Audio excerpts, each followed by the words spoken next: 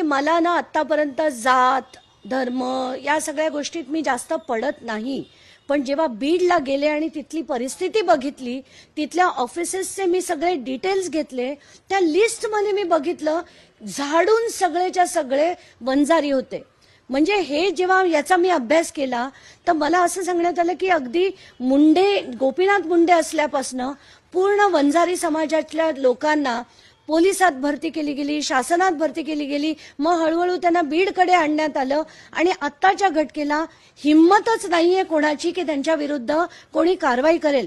कारण जेवढे police officers आहेत किंवा जेवढे मर्जीतले लोक जे आणले जातात, कारण आपण बघतो महाराष्ट्रात कुठल्याही आमदाराचं म्हणा खासदाराचं म्हणा, जो SP असतो, जे तिथले कलेक्टर असतात, तहसीलदार असतात, हे सगळे त्यांच्या मर्जीतले असतात.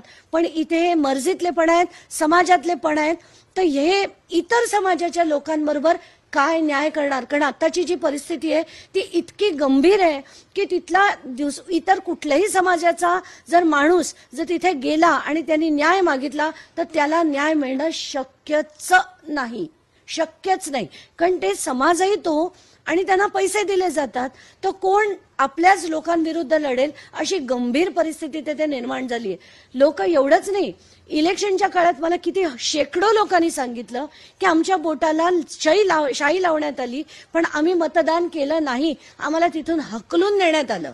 आणि प्रत्येक माणूस जो तिथला इन्फॉर्मेशन आम्हाला येऊन देत होता त्यांची विनंती फक्त एकच होती की आमचं नाव कुठे येऊ देऊ नका, कारण इतकी मोठी दहशत आहे की उद्या आमच्या जीविताला धोका होण्याची शक्यता.